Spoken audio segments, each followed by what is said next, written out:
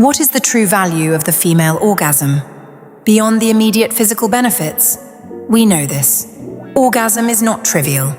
It is linked to measurable changes in the nervous system, hormonal balance, and cellular health. Research shows that orgasm releases oxytocin, dopamine, and endorphins, hormones associated with bonding, stress reduction, and overall well-being. It supports parasympathetic nervous system activation, allowing the body to shift out of survival and into restoration. There is even emerging research suggesting links between sexual well-being and telomere health, markers associated with cellular aging and longevity. So yes, at the most basic level, orgasm supports a good life. Yet, as deep as this is, it is only the surface. The true value of orgasm is found in how it relates to self-awareness and the way we communicate with the universe. Without self-awareness, people project onto others, confuse feeling with fact, act from defense rather than clarity. So conflict multiplies, misunderstanding becomes normal. Through self-awareness, the ability to perceive the truth of oneself brings liberation. Orgasm is one of the few moments where the distortions of the mind are no longer in control, where identity, performance, and perception drop away. And in that moment, a woman does not think herself. She feels herself, directly, without interpretation. In a world where women are constantly measured externally by appearance, behavior, desirability, orgasm provides a portal to creation. Bear with me, there is far more to this than a soundbite. A portal to creation is not an idea of self. It is a direct experience of self. It reconnects a woman to the internal life force, to the power of creation within her own body, not as a concept, as reality, as the energy that fuels manifestation. The value of this extends beyond the individual, because orgasm is not only personal, it is relational, energetic, responsive. It reflects a woman's capacity to receive, to open, to allow experience to move through her fully. Receptivity is often misunderstood as passive. It is not passive, it is generative. Deep receptivity is like fertile soil.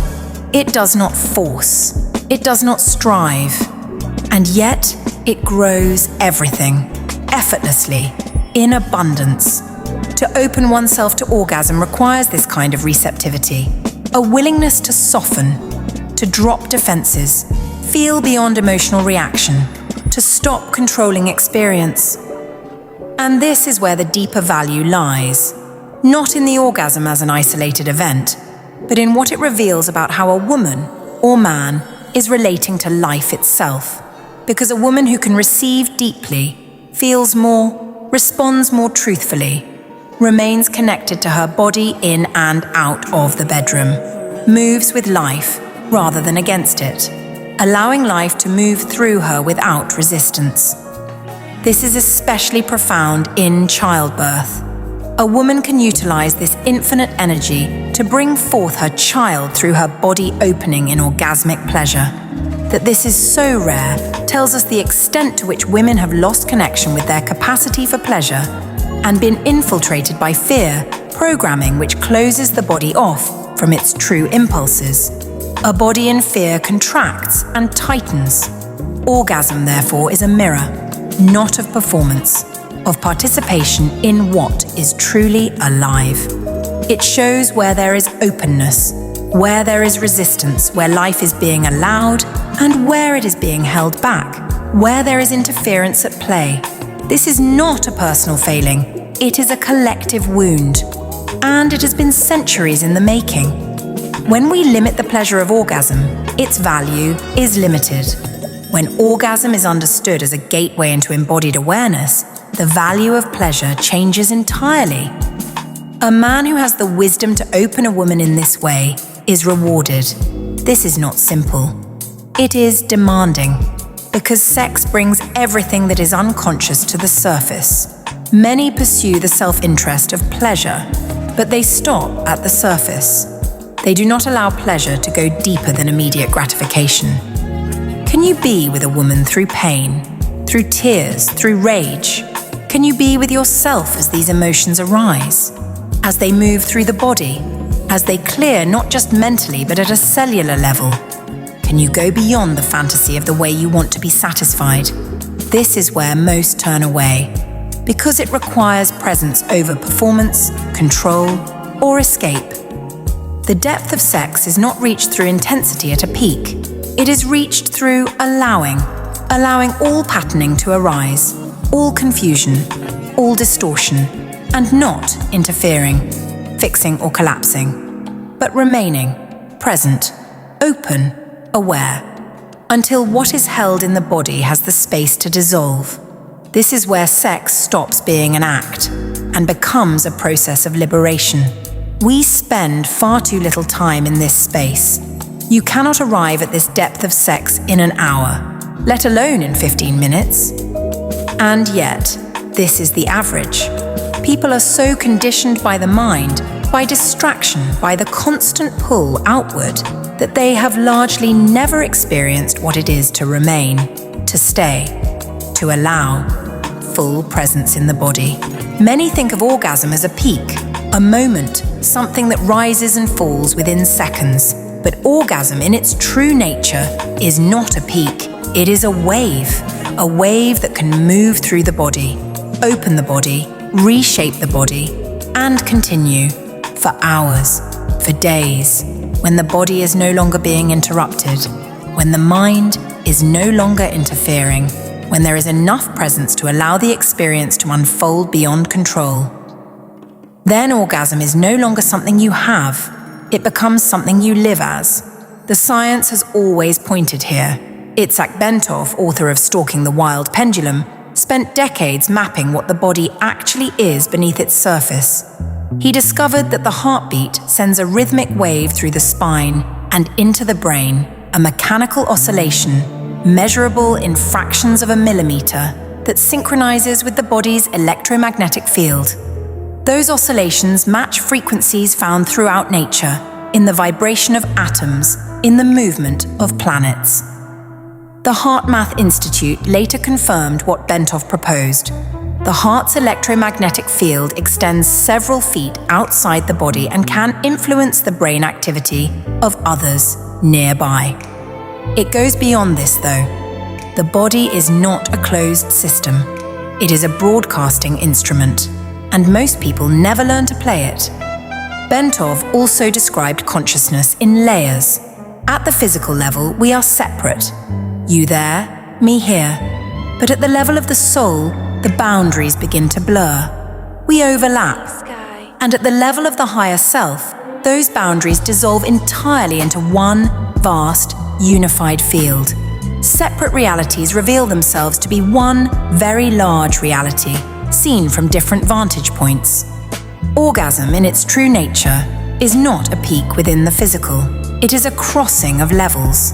When the body is no longer interrupted, when the mind is no longer interfering, when presence is deep enough to allow experience to unfold beyond control, the body stops being a separate object and begins to resonate with something larger than itself.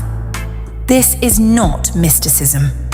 Bentov described it as a reproducible process.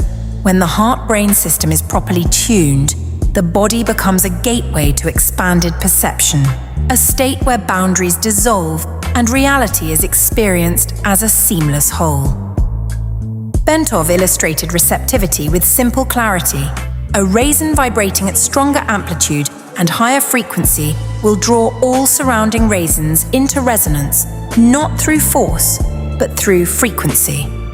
But here is where Bentov's map ends. He could identify the phenomenon. He could describe the state. What he could not do, what his writing never resolved, was how to actually integrate this energy in the human body. His work on Kundalini remained incomplete precisely here. He pointed to the doorway. He could not show you how to walk through it. That integration, bringing the frequency fully into the body, sustaining it, living as it, is not theoretical. It requires direct embodied transmission. And very few people in the world have gone far enough into their own experience to offer this to another.